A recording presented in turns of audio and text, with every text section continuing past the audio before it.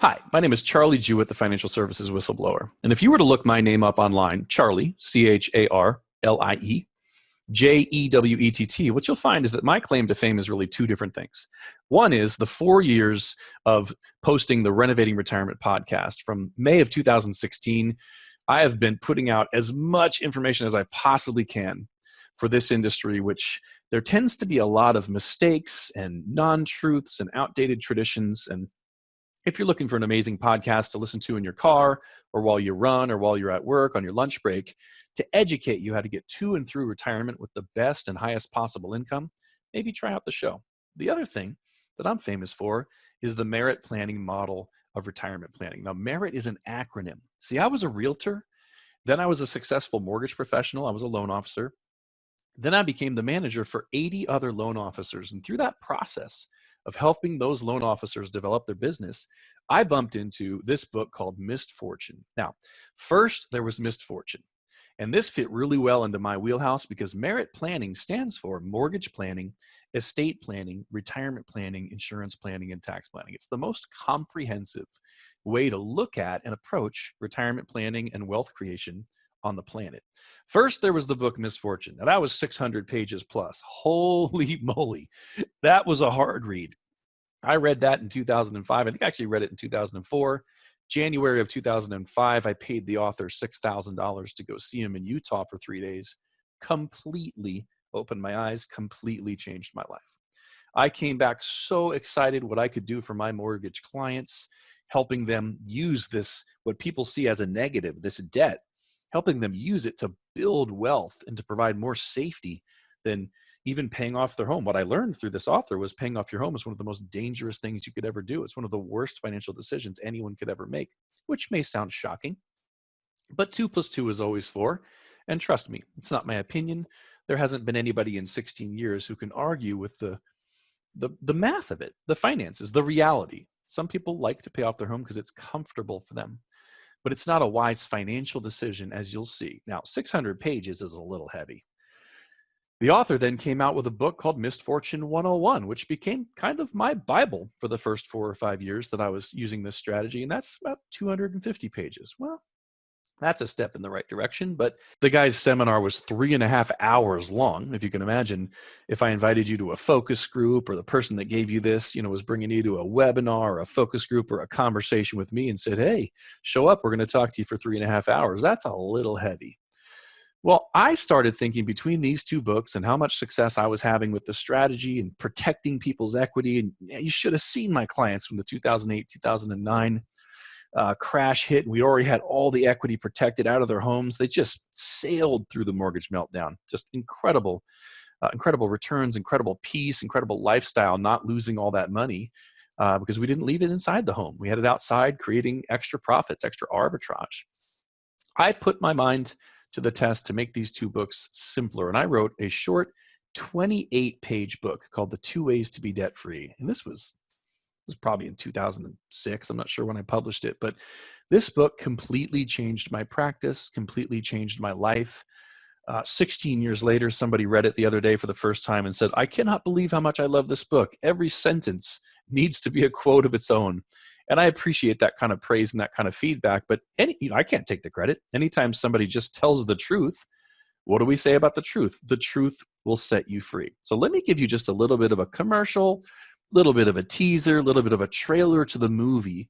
If someone has invited you to show up to one of our focus groups and give your opinion on the strategies, or maybe a webinar or presentation that we're giving on the 2 Ways to Be Debt-Free strategy or the mortgage planning idea, or maybe just a conversation with me or someone else, what you're going to find at the end of the book, as I walk through step by step, is there really are 2 different ways to be debt-free on a piece of property. It doesn't matter if it's a rental or a commercial building or your own primary residence. The traditional method that we've learned to kind of desire since the Depression, when people really just decided that debt was bad, almost 100 years ago at this point, was if your house is worth 500. I know some people's homes are only worth 100 or 200, but I live in California and go back and forth from California to Hawaii, so you have to forgive my high values. If your house is worth $500,000, the goal by retirement is to owe zero, which means you'd have nothing in an equity savings account, which we haven't talked about yet, but you have $500,000 of value All the money is sitting inside the home, and you owe nothing. There are no liabilities, and people feel like that's a major accomplishment and very wise on their part financially. And there probably were times in the past where it was.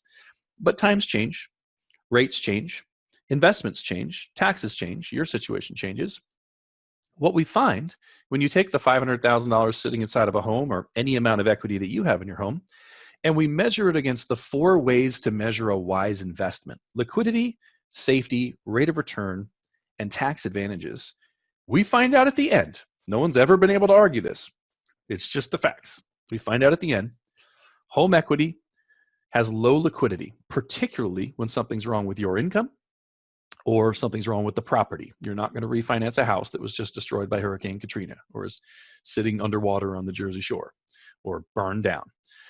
Low liquidity, low safety. Depreciation can take money away from you. If you put $100,000 down on a $500,000 house, and for some reason we have 20% depreciation in the area, you lose your money first, and there's no way of getting it back until that home appreciates again. There's a 0% rate of return on every dollar stored inside of a home. Now, technically, if you're really good at math and kind of a global thinker, you'd think, well, yes, nobody's paying you interest, but to get it out, you have to pay a tax deductible 3.5 or 4. So it's probably, we're actually probably quote earning, so to speak, 2.5 to 3%. And I get that. I understand that. When we cover arbitrage in the book, you'll understand why. Most of us are scrambling. I would borrow $17 billion tomorrow at 2.5 to 3% net cost because I know where to put it safely to make 5, 6, or 7.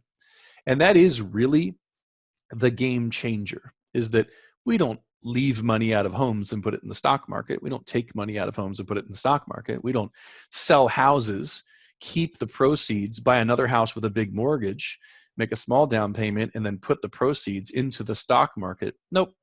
We use investments that cannot lose value, that have historical rates of return of 7 to 8%, 100% tax-free. And what you'll find is if you can borrow at 2.5 or 3 or even 4 and make 5, 6, or 7 safely, that arbitrage changes your life dramatically. So back to home equity, no rate of return, or at least a very low rate of return. And the tax advantages, when you've completely paid off a house and have no more tax deductible mortgage payments, all of the income in your life is going to be taxed. All the IRA distributions, all the 401k distributions, all the pensions, and that's going to trigger tax on Social Security, which if you've never studied provisional income or the tax torpedo, wow, that's going to be something you want to study. When I looked at wealthy people, corporations, and non-for-profits, I found they weren't anti-liability. As a matter of fact, look at any insurance company on their balance sheet, they probably owe $34 billion. But they have $37 billion sitting in another account called their general fund. Why do they do that? Haven't they heard of Dave Ramsey or Susie Orman? Of course they have. They just disagree like I do. If you owe $34 billion and it's costing you 3 or 4%, and your $37 billion is making you 5 or 6%, there's no way ever anybody seeing clearly would pay off that debt and think that liabilities are bad. And that's what we'll talk about in the focus group or the webinar or the conversation or the in-person seminar, maybe, if we can have those again. I'm recording this during the COVID-19 weirdities. But the way that we teach people to be debt-free is if the house is worth $500,000, let's have the biggest mortgage possible. Veterans can still do this. Veterans can have 100% financing. The rest of us can probably only go up to 400 or about 80%. But have all that money sitting in an equity savings account. We will teach you where to put it, how to build it.